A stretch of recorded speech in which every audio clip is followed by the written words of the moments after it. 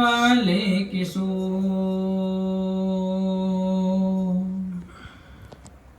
जय गोपी चित चोरे प्रभु जय जय माखन चोर। राधा मेरी स्वामिनी मेरा देजु को दास जन्म जन्म मोहि दीजियो श्री वृंदावन निवास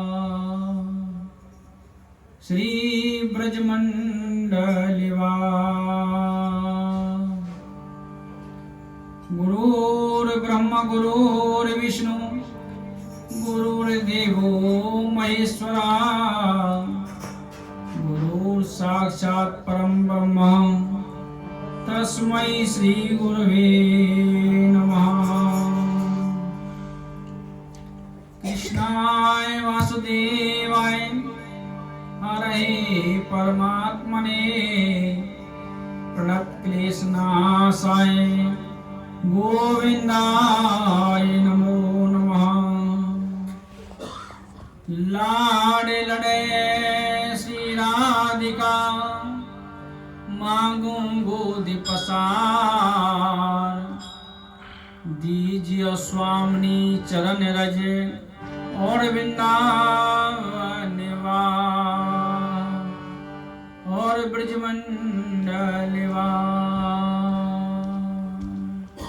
नंद के लाला की जय गिरिराज महाराज की जय राधा रानी की जय जय जय श्री राधे जय जय श्री राधे जय जय श्री राधे श्याम। सर्वप्रथम आप सभी आने वालों को बहुत बहुत साधुवाद। आप इस मनुष्य शरीर से यहाँ पर बैठे हुए हैं, लेकिन बैठे हुए हैं आधे, उनके हाथ पैर खुल नहीं रहे। जय जय श्री राधे बोल रहे हैं तो हाथ ऊपर नहीं जा रहे। जब हाथ दिए ठाकुर जी ने, आपके हाथ पैर सही सलामत हैं, तो हाथ क्यों नहीं खुल रहे? इसका मतलब आपका शरीर बैठा है यहाँ पर, आपका मन आपका ध्यान कहीं दूसरी जगह पर। ऐसे आकर कोई फायदा नहीं है। तन से मन से, अरे धन की जरूरत ही नहीं है, तन और मन से तो बैठ जाओ। हो सकता है कुछ लोगों को मेरी बात बुरी लगे, तो मुझ पे कोई फर्क नहीं पड़ता। मैं शास्त्र सम्मत बात बोलता हूं। जब आप आए हो तो अपने हाथ पैरों को खोलो, भजन कीर्तन हो रहा है तालियां बजाओ, वो सब आपके लिए अच्छा है। ये ठाकुर जी का जन्मोत्सव है। अगर आपके घर में आपके बच्चे का जन्मोत्सव होता है तो आप ऐसे ही रहते हैं, पूरा आनंद लेते हैं। तो ऐसे ही आज हमारे लाडली लाल, जो हम ब्रजमंडल बोलते हैं, राधा रानी को लाडली लाल बोलते हैं, प्यार से बोलते हैं ना गुड़िया को लाडो, तो ये ब्रजमंडल का शब्द है। आप सभी लोग इसमें आनंद लो, तन से और मन से, तभी आनंद आएगा आपको। राधे राधे। अभी ना बात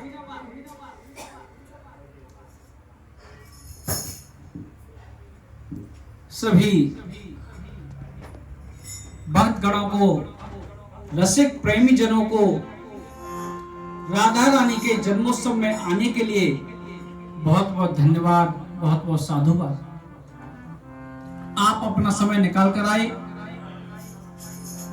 राधाष्टमी हमने पिछले वर्ष मनाई थी, लेकिन बहुत ही कुछ लोग आए थे, 5, 7, 10 लोग थे मुश्किल से। कृष्ण जन्माष्टमी बड़े धूमधाम से मनाई जाती है, लेकिन राधाष्टमी के बारे में पता नहीं है। भाई वो एतवार नहीं था, शनिवार था शायद उस दिन। तो कुछ लोग आए थे उस दिन, आज कुछ और आ रहे हैं। ठाकुर जी से प्रार्थना करेंगे, अपनी राधा रानी से प्रार्थना करेंगे, अगली वर्ष और बढ़ जाए। आज हम उनके बारे में कुछ प्रसंग सुनाएंगे कि राधा रानी कौन है, कृष्ण की क्या लगती हैं, राधा रानी में कितनी शक्ति है, क्योंकि सभी को पता नहीं है राधा रानी के बारे में। राधा रानी के बारे में पता जब चलता है जब उसकी कृपा होती है। आप आए हो, यहाँ पर और भी बहुत लोग रहते हैं लेकिन सभी नहीं आए। ये तो हम कृपा की ही बात बोलेंगे, आप सभी लोग यहाँ पर एकत्रित हुए हो। आज राधा रानी का कौन सा जन्म दिवस है? हमने पिछली बार कृष्ण जन्माष्टमी के दिन भी बोला था हमारे गोपाल जी का कौन सा जन्म दिवस था, और आज राधा रानी का कौन सा जन्म दिवस है। किसी का मनाते ना, 10 साल का हो गया भाई, 12 साल का हो गया, 20 साल का हो गया। राधा रानी कितने साल की हो गई आज? 5253, 5253। और कृष्ण का जन्मोत्सव मनाया गया था कौन सा? 5252। तो मतलब क्या हुआ? राधा रानी बड़ी हुई। कितने दिन बड़ी है राधा रानी? 11.5 महीना। 11.5 महीना हमारे ठाकुर जी से राधा रानी बड़ी हैं।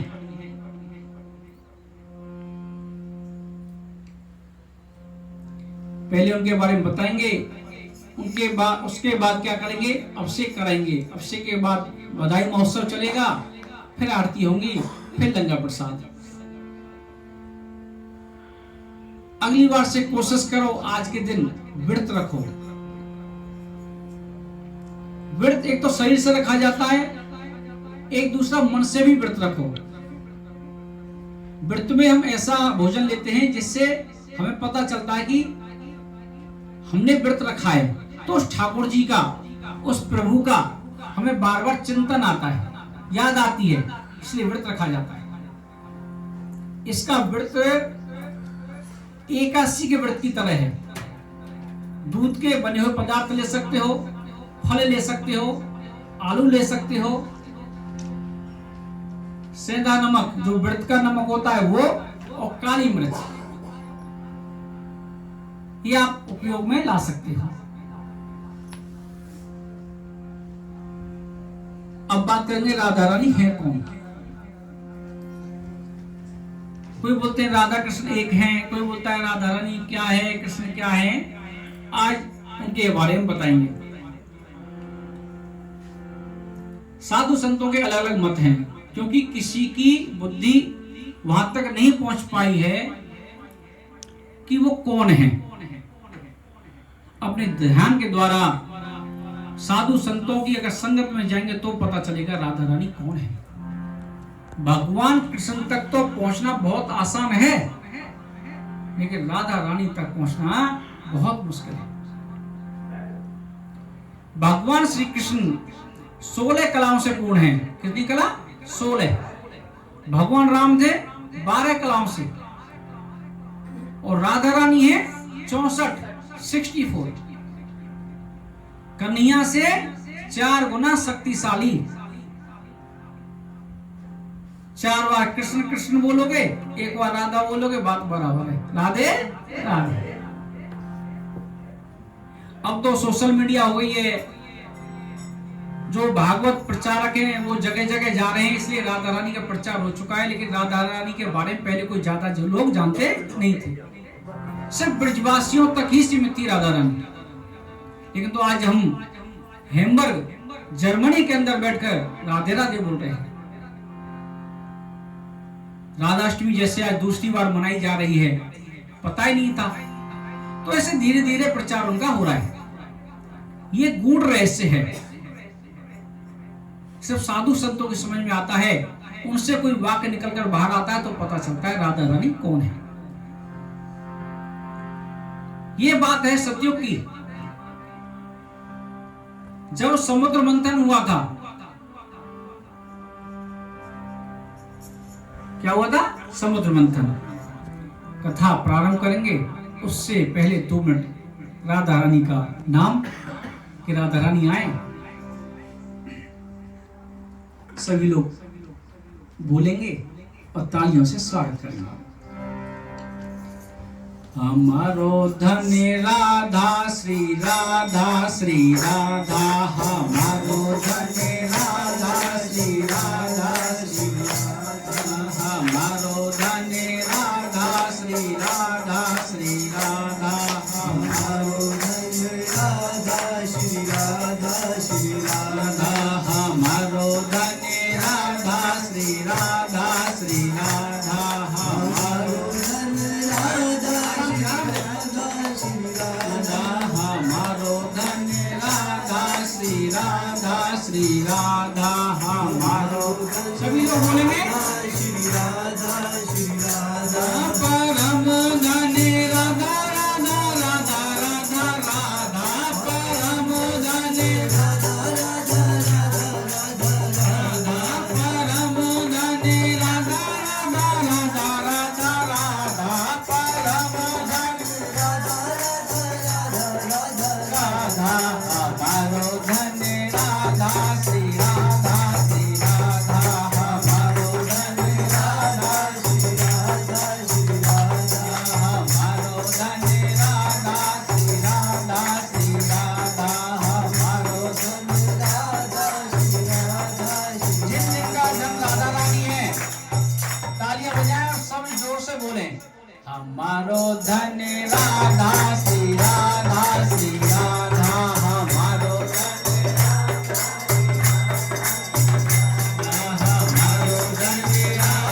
श्री राधा श्री राधा, हमारो धन राधा श्री राधा श्री राधा, परम धन राधा राधा राधा राधा राधा, परम धन राधा राधा राधा राधा राधा, परम धन राधा राधा राधा राधा राधा, परम धन राधा राधा राधा राधा राधा, हमारो धन राधा श्री राधा श्री राधा, हमारो धन राधा श्री राधा श्री राधा, परम धन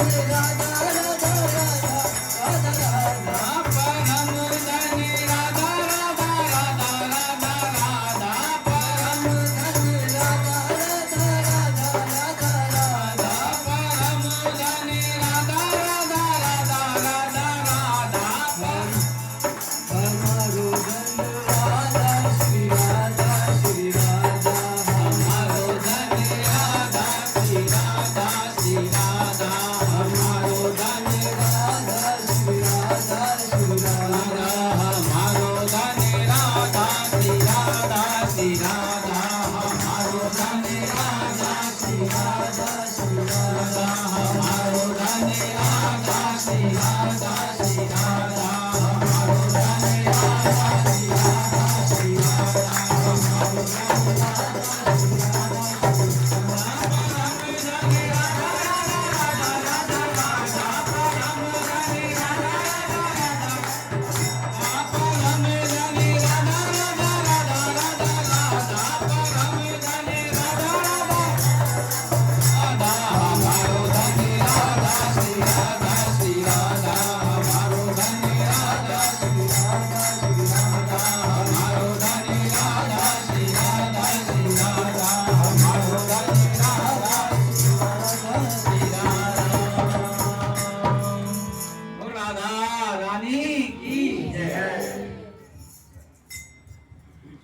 हाँ, बात कर रहे थे जब सतयुग में समुद्र मंथन हुआ था। समुद्र मंथन से निकला था अमृत, सभी लोगों को पता है। 14 रत्न निकले थे, उसमें से एक था अमृत। अब अमृत कलश को लेकर राक्षस भागे। राक्षस शक्तिशाली थे देवताओं से। अब तो सभी देवता घबराने लगे, अगर इस अमृत को राक्षसों ने पी लिया वो तो अमर हो जाएंगे। वैसे ही मारते हैं फिर तो और ज्यादा मारेंगे, मरने का डर खत्म। तो उन्होंने परमपिता परमेश्वर को याद किया कि हे भगवान, इनसे हमारी रक्षा करो, ये अमृत को ना पी पाए। तो भगवान ने क्या किया? मोहिनी रूप धारण किया। क्या किया? मोहिनी रूप। मोहिनी का मतलब होता है जो हर किसी को मोहित करे। इतनी सुंदर, इतनी सुंदर, उससे ज्यादा सुंदर कोई है ही नहीं।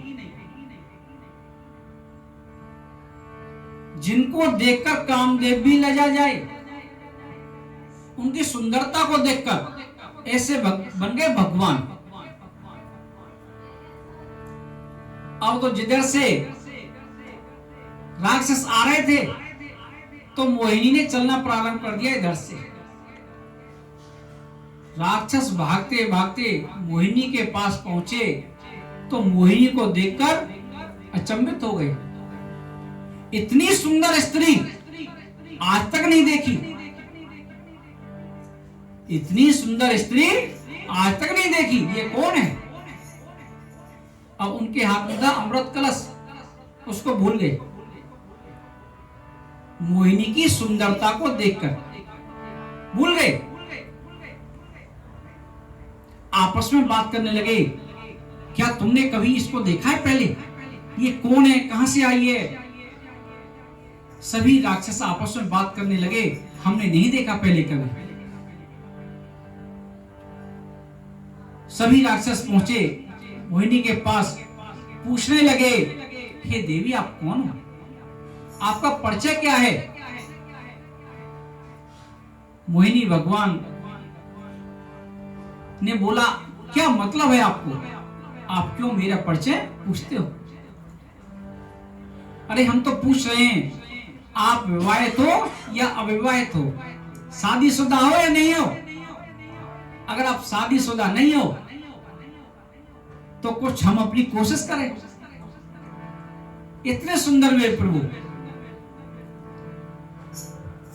मेरे ठाकुर जी बोले, तुम्हें इन बातों से कोई मतलब नहीं है, मैं शादीशुदा हूं या नहीं। अब देवताओं ने फिर लालच, राक्षसों ने फिर लालच दिया। हमने समुद्र मंथन से इस अमृत कलश को निकाला है, अगर आप हमारे साथ रहोगी हो सकता है अमृत की कुछ 2-4 बूंदें आपको मिल जाए। तो मोहिनी भगवान ने मना कर दिया, हमें अमृत नहीं चाहिए। तो राक्षस बोले, इसको बांट तो सकते हो आप हमें, सभी राक्षसों में बांट दो। जब ठाकुर जी ने मोहिनी अवतार लिया था तो सभी देवता भी उस रूप को देखकर मंत्र मुग्ध हो गए, लालायित हो गए। राक्षस तो हुए थे कि हमें स्त्री रूप में मिल जाए, देवता भी कि हमें ये स्त्री अपनी स्त्री के रूप में मिल जाए। इतनी सुंदर स्त्री, सभी देवता ऐसा विचार कर रहे हैं। लेकिन उनमें से एक था जिन्होंने उसको स्त्री के रूप में नहीं देखा। कौन थे वो? सिर्फ सूर्य नारायण भगवान। उन्होंने स्त्री के रूप में नहीं देखा, उन्होंने देखा कितनी सुंदर है, काश मेरी पुत्री होती। कितना सुंदर भाव, काश इतनी सुंदर मेरी पुत्री होती। तो मेरे ठाकुर जी ने, मेरे मोहिनी भगवान ने सूर्य नारायण की तरफ ऐसे देखा। सभी लोग मुझे स्त्री के रूप में देख रहे हैं, सिर्फ तुम ही हो जो मुझे पुत्री के रूप में देख रहे हो। तुम्हारी इच्छा की पूर्ति जरूर करूंगा, लेकिन मैं इतनी आसानी से नहीं मिलती। अभी मैंने बताया कि कृष्ण भगवान को पाना बहुत आसान है राधा रानी की अपेक्षा। कृष्ण भगवान से 4 गुना शक्तिशाली है राधा रानी, और शक्तिशाली है तो इतना आसान भी नहीं मिलना। जैसे प्रधानमंत्री, आप एमएलए से, विधायक से मिल सकते हो, प्रधानमंत्री से नहीं मिल सकते। वो तो एक राष्ट्र का अध्यक्ष है। पृथ्वी मंडल पर 200 देश के करीब हैं, उनमें से एक राष्ट्र का अध्यक्ष है वो। और उस ठाकुर जी के न जाने कहां जीवन है, विज्ञान तो खोज भी नहीं पाई। उसका स्वामी को पाना आसान है, साधु संत बताते हैं उनको पाना आसान है, लेकिन राधा रानी को पाना आसान नहीं। राधा रानी कौन रही है? भगवान का ही रूप, कृष्ण भगवान का ही रूप रहा। और सूर्य नारायण से बोले मैं मिल तो जाऊंगी पुत्री रूप में, लेकिन पाना बड़ा मुश्किल है। सूर्य नारायण ने कहा जब मैंने बोल दिया मैं पुत्री रूप में पाना चाहता हूं, आप बताओ क्या कर सकता हूं, कैसे आप मुझे प्राप्त होंगी? तो मेरे प्रभु बोले तपस्या, तप।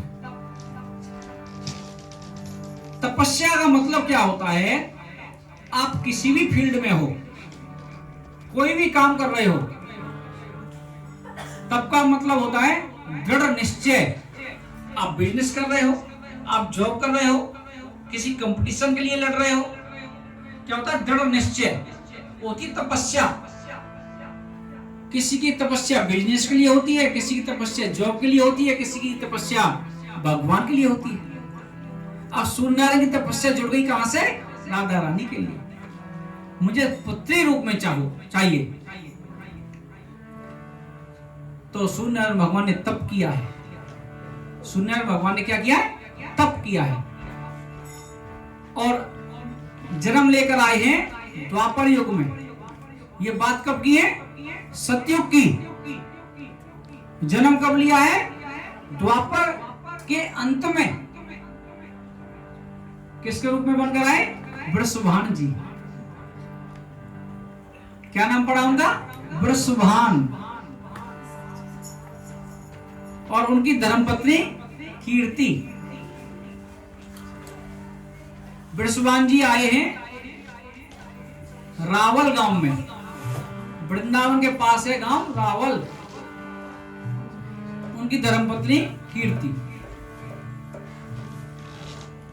अब जन्म तो ले लिया, लेकिन राधा रानी तो आ नहीं रही, मोहिनी भगवान आ नहीं रहे, पुत्री के रूप में क्या करें? तो उन्होंने ब्रह्मा जी की तपस्या की है। किसकी तपस्या? ब्रह्मा जी की। विष्णु भगवान की नहीं की, ब्रह्मा जी की। क्यों? अरे सतयुग में मुझे बोला था मोहिनी भगवान ने कि पुत्री रूप में आऊंगा। मैंने तो तपस्या भी की और उनकी प्रतीक्षा कर रहा हूं, कहीं भूल तो नहीं गए? ब्रह्मा जी से बोले आप थोड़ा उनको याद दिला देना, बहुत काम है उनके पास। ब्रह्मा जी प्रसन्न हुए। ब्रह्मा जी ने जाकर सूचना दी, हे भगवान आपने किसी को वरदान दिया था कि तू तपस्या कर, तेरी पुत्री के रूप में आऊंगा। याद है कि भूल गए? भगवान बोले व्यस्तता की वजह से मैं भूल गया सचमुच ही, लेकिन अब मुझे याद आ गया। मुझे याद आ गया। कोई बात नहीं, आप जाकर प्रमाण दो, आप जाकर उनको विश्वास दिलाओ, कुछ दिन और इंतजार कर लो, मैं उनके पुत्री के रूप में आने वाली हूं। जो बरसाना में जो पर्वत है ना, पहाड़ है बरसाना में, वो ब्रह्मा जी का प्रतिबिंब है। ब्रह्मा जी है वो साक्षात। कौन है वो? ब्रह्मा जी। ब्रह्मा जी वृषभान जी के पास आए हैं कि भगवान से मेरी बात हो गई है और वो जल्दी पुत्री के रूप में आएंगे। इसका प्रमाण मैं देता हूं, मैं यहां पर्वत के रूप में बनाता हूं। किसके रूप में? पर्वत के रूप में। तो ब्रह्मा जी वहां पर्वत के रूप में विराजमान हो गए। अब एक दिन सुबह बृषभानु जी प्रतिदिन प्रतीक्षा करते थे, कब वो दिन आएगा, कब वो दिन आएगा, कब वो दिन आएगा। एक दिन सुबह गए ब्रह्म मुहूर्त में सरोवर में स्नान करने के लिए। जैसे कृष्ण भगवान ने गर्भ से जन्म नहीं लिया था, ऐसे ही राधा रानी ने गर्भ से जन्म नहीं लिया, वो प्रकट हुई।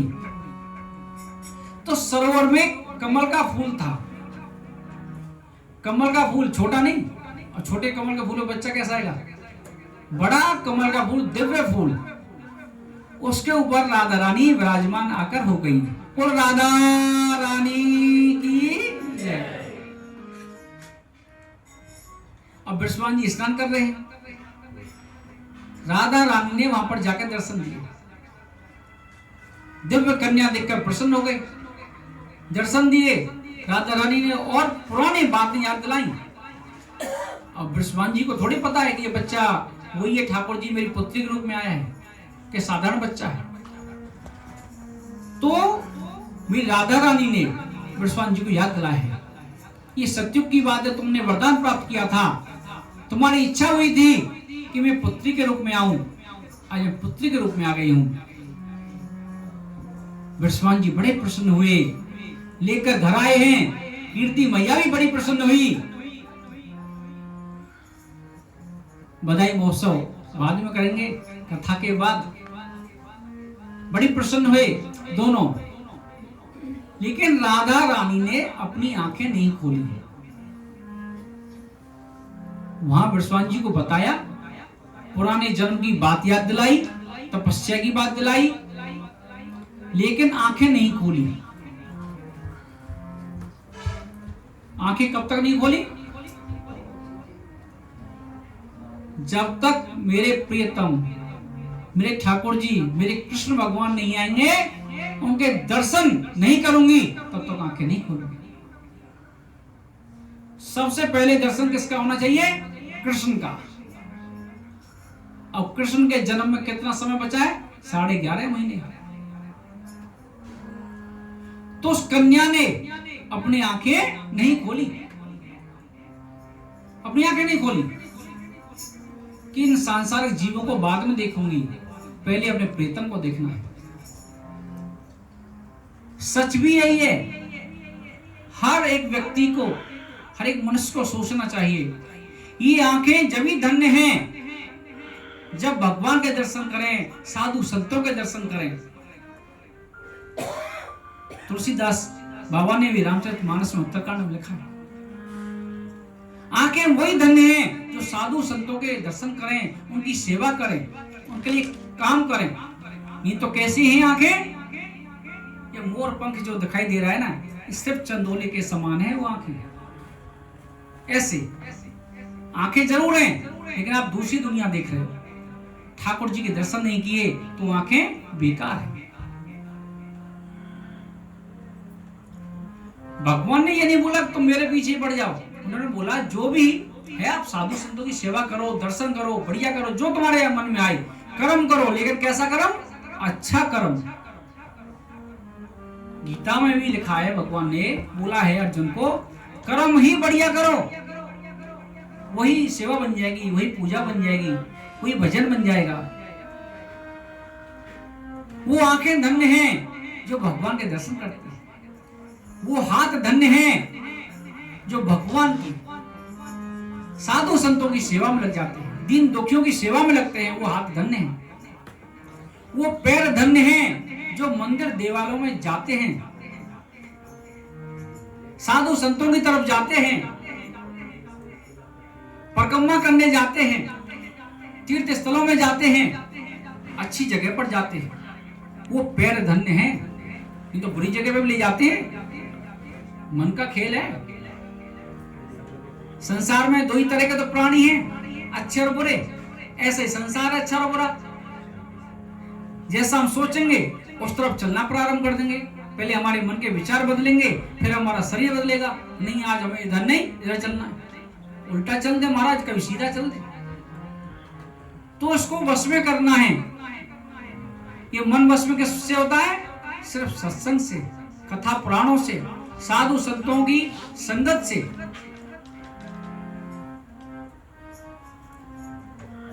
पैर धन्य वही हैं, हाथ धन्य वही हैं। जीव धन्य वो है जो परम पिता परमेश्वर का गुणगान करे, ना कि निंदा, एक दूसरी बुराई। आपने किसी की बुराई कर ली, उसको क्या नुकसान हुआ? जिसकी आपने बुराई की उसको क्या नुकसान हुआ और आपको क्या फायदा हुआ? ना उसको कोई नुकसान होने वाला, ना आपको कोई फायदा होने वाला। क्या होगा? आपका नुकसान होगा। जब ऊपर जाओगे, सभी धर्म बताते हैं अपने अपने हिसाब से, ऊपर तो सबको जाना है, क्योंकि ये मृत्यु लोक है। इसमें हर किसी की एक्सपायरी डेट है, चाहे मनुष्य हो, चाहे गाड़ी हो, घोड़ा हो, बंगला हो, कोई जानवर हो, हर किसी को जाना है मृत्यु लोक से। जब वो बहिर्गता खोला जाएगा ना, जिसके साथ बैठ के दूसरी बुराई कर रहे थे ना, वो आगे काम आने वाला नहीं है।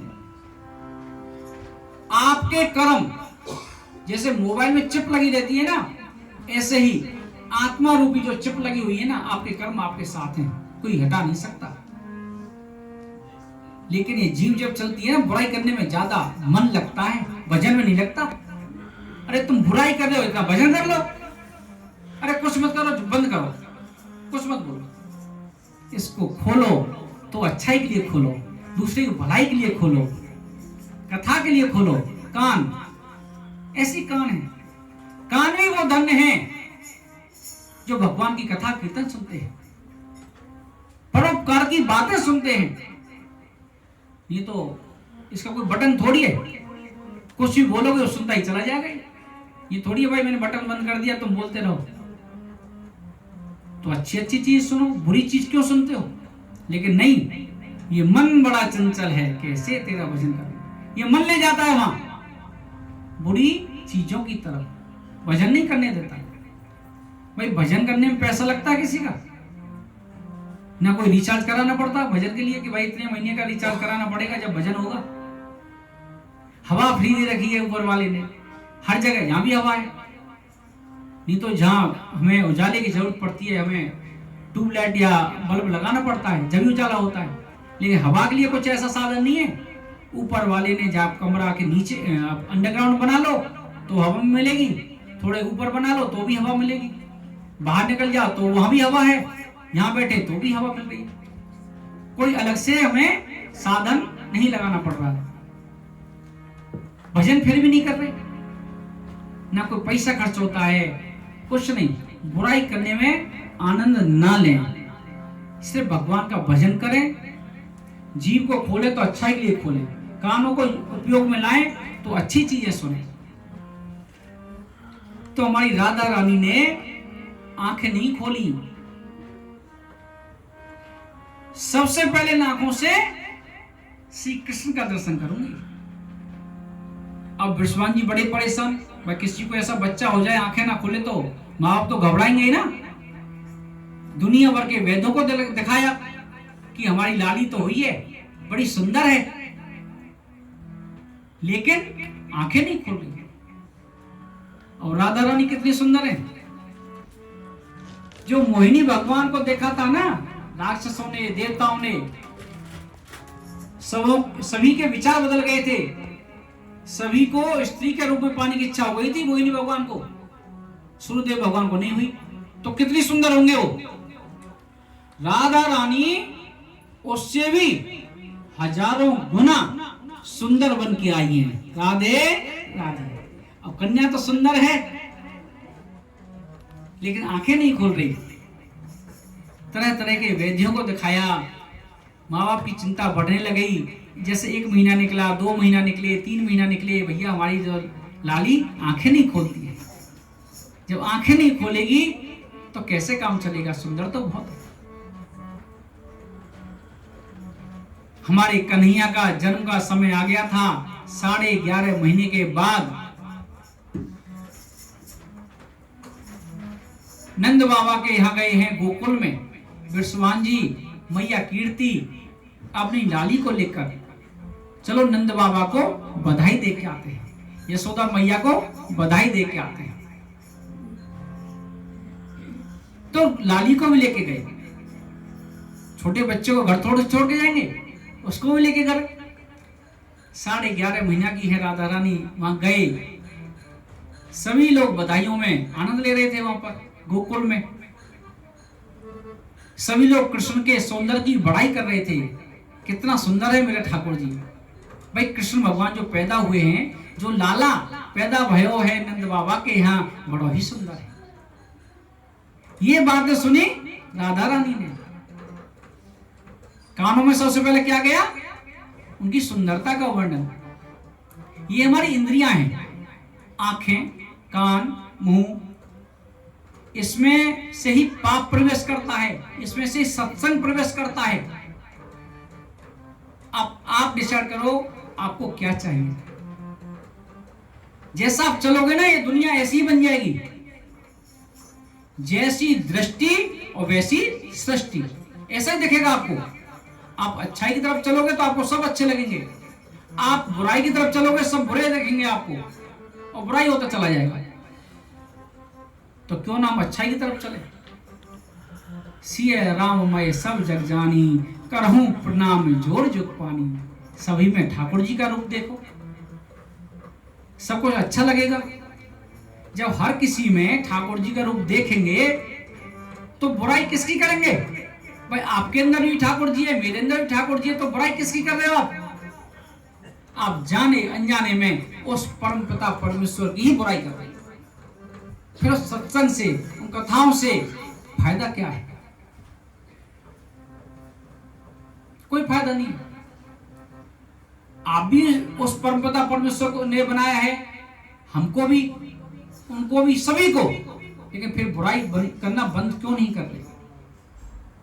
ये छोटी सी बात समझ में आ जाएगी ना जिस दिन, उसी दिन से कल्याण प्रारंभ हो जाएगा। यार जिसकी मैं बुराई कर रहा हूं उसके अंदर भी तो परमपिता परमेश्वर का वास है कि नहीं? एक उदाहरण के माध्यम से समझाऊं। जैसे किसी को 10 साल हो गए, कोई 20 साल का हो गया, कोई 40 साल का, कोई 60 साल का, कोई 70 साल का। पत्नी के साथ रहते, पति पत्नी रहते साथ में। अब उनमें से कोई एक चला जाए, उनमें से कोई एक चला जाए,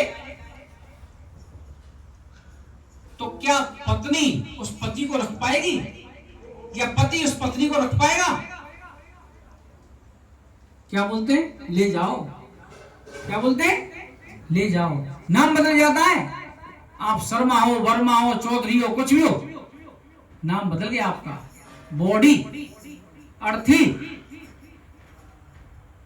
खत्म, वो नाम बदल गया आपका। आपने पूरा जीवन किससे प्यार किया? किससे प्यार किया आपने? अपने पति से। पति में क्या देखा? शरीर को देखा। या पत्नी से? वो शरीर तो अभी भी आपके सामने पड़ा हुआ है। तो उस पति को, उस पत्नी को क्यों बोल रहे हो ले जाओ उसको? क्यों बोल रहे हो उसको ले जाने के लिए? तो आपने प्यार किससे किया? किससे प्यार किया?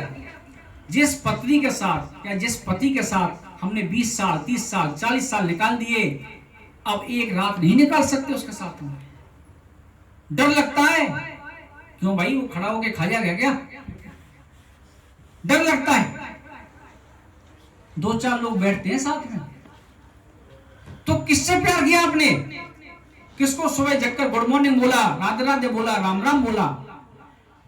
आपने जाने अनजाने में उस परम पिता परमेश्वर को ही प्यार किया। वो निकल गया, आत्मा रूपी परमात्मा निकल गया। वो बॉडी रह गई, शरीर रह गया। उसको जलाओ, गाड़ो, कुछ भी करो, लेकिन पूरा जीवन निकल जाता है। इस सच्चाई को नहीं समझ पाते। हम जाने अनजाने में प्रतिदिन उस परमपिता परमेश्वर को ही गुड मॉर्निंग, उसको ही राधे राधे, उसको ही राम राम बोलते हैं। मरने के बाद रख लो शरीर को 10-20 साल, कोई नहीं रखता। मरा क्या? शरीर तो वही है, मरा क्या उसमें? जो आत्मा रूपी परमात्मा था वो निकलकर चला गया। नहीं, शरीर तो वही है। मरा नहाते हैं, शैम्पू लगाते हैं, साबुन लगाते हैं, नहलाओ उसको।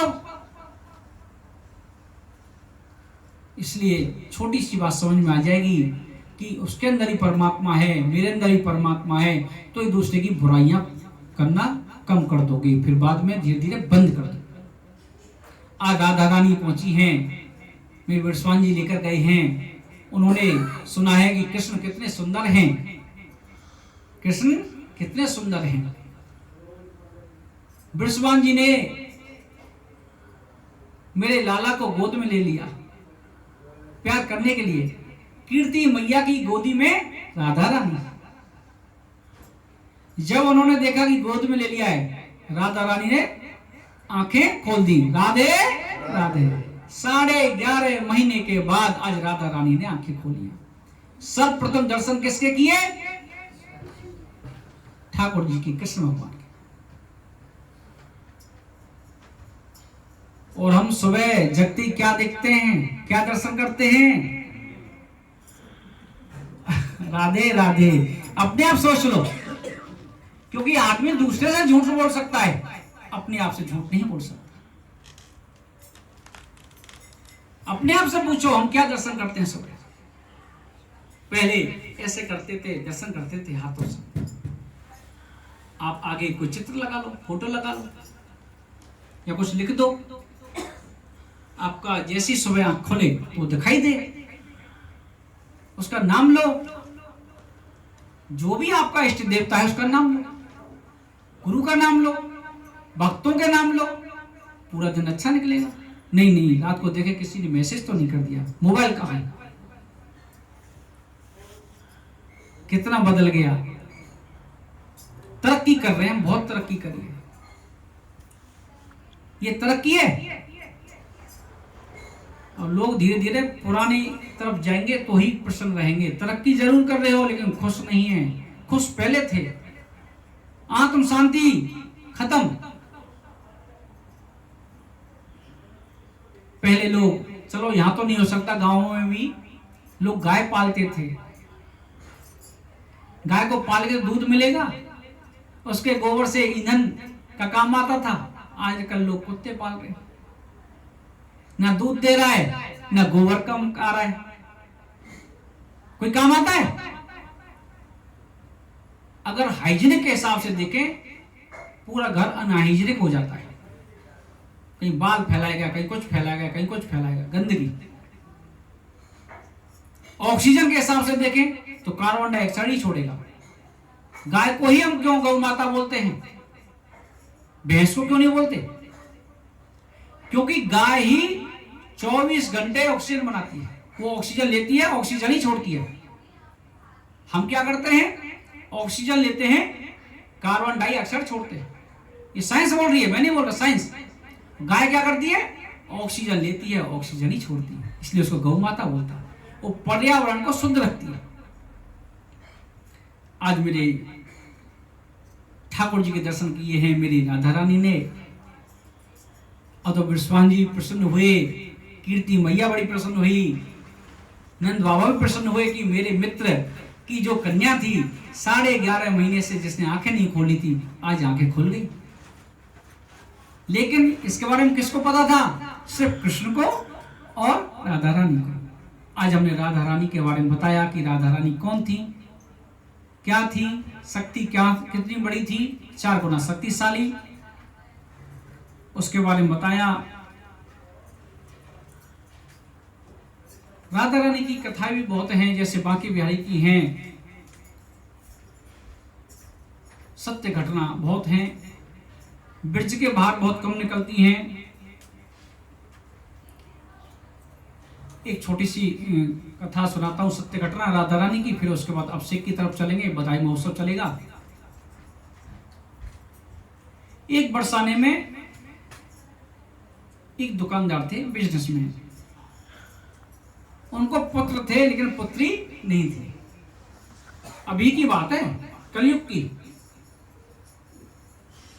पुत्री नहीं थी, लेकिन उनकी इच्छा थी एक पुत्री हो। बड़े परेशान रहते थे, तो ऐसी किसी साधु से बात की। साधु ने समझा कोई बात नहीं, सब प्रभु की इच्छा है। जब पुत्री के लिए आप लालायित रहते हो तो ऐसा करो, राधा रानी को अपनी पुत्री बना लो। क्या बना लो? अपनी पुत्री बना लो राधा रानी को। ये क्या होता है ना, भगवान से आप कोई नाता जोड़ लो।